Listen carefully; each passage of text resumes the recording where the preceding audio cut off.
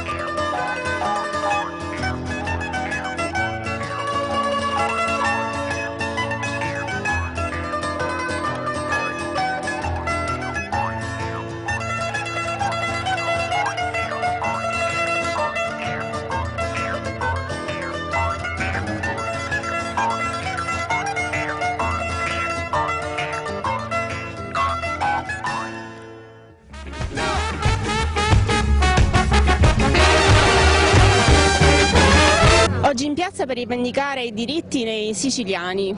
Da 64 anni il popolo siciliano aspetta che i nostri governanti rendano attuativi tutti i codici della nostra Costituzione, che invece giacciono dimenticati in chissà quale cassetto polveroso. Certo. È vero? Direi polverosissimo, almeno, Polverosissimo. e forse ultra polveroso. La speranza è che oggi qualcuno pensi a questa nostra voglia di autonomia e necessità di indipendenza, perché poi in fondo essere indipendenti è una necessità che i siciliani abbiamo per gestire il nostro stesso patrimonio che oggi, come sappiamo tutti, viene dilapidato al massimo. Sicilia bella, Sicilia bella, ci sento cuore nasce temporetta, non posso io pensare che sopra lo scritto sarà, da grande uomo che lo mano scure raga, tutti i pesci pescheretti a passare all'occhio in fuori, aspettano solo che qualcuno chiude fuori. La Sicilia è ricca di risorse, come mai vengono sfruttate poco? Perché è colpa nostra, è colpa dei siciliani che non rivendicano i diritti di cui sono titolari, di cui ci sono leggi che ci riconoscono questo diritto e non sappiamo sfruttarli, non sappiamo richiederli.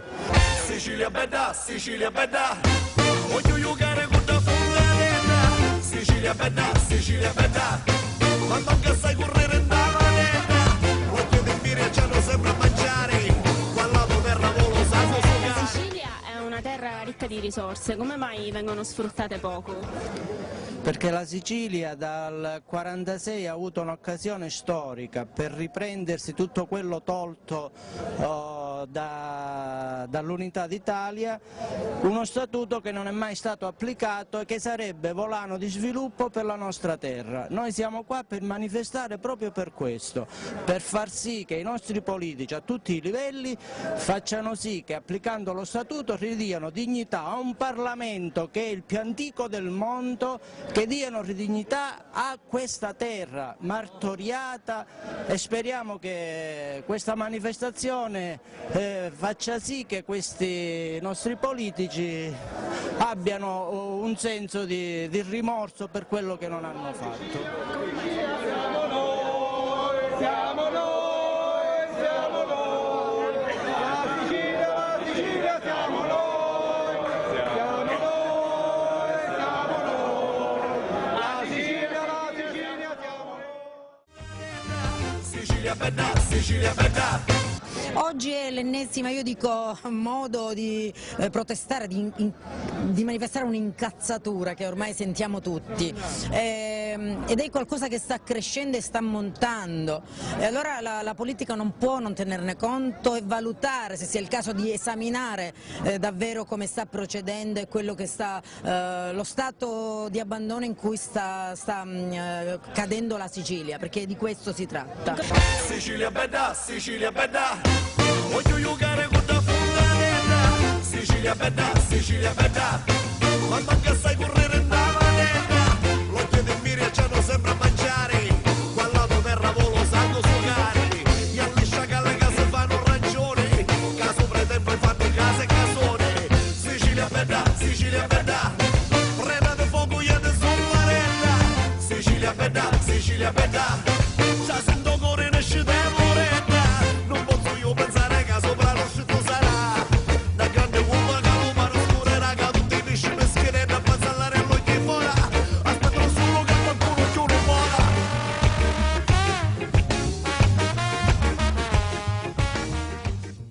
Dell'autonomia siciliana. Perché è stata mai applicata? Dica lei. Io penso di no. Di chi è la colpa? Io non parlerei di colpe, sono interessi. Da parte di chi? Di tanti, e sappiamo tutti i nomi, guardi. Con un messaggio ai politici siciliani. Ricordarsi che prima sono siciliani, poi politici. Invece un messaggio ai giovani? Ai giovani non abbattersi mai. Quindi c'è ancora speranza. Ci levano quella, siamo proprio KO. Sicilia bella, voglio giocare con la fontanella, Sicilia bella, quando anche sai correre in manetta, l'occhio di Miria ci hanno sempre a mangiare, quella terra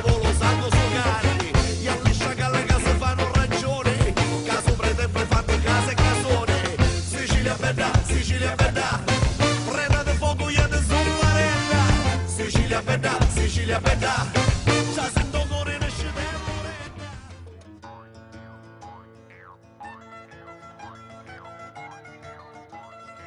Quando il decreto del 1965 dice che le imposte maturate in Sicilia spettano alla regione siciliana, sebbene le modalità attuative dovranno essere stabilite in un successivo decreto, la Corte Costituzionale ha la faccia di bronzo, faccio vilipendio della Corte Costituzionale, di dire c'è scritto maturate, ma si deve leggere riscosse, c'è scritto nero, ma si deve leggere bianco, perché i principi generali dell'ordinamento ci impedirebbero di creare questa eccezione solo per la regione siciliana. Che vuol dire questo?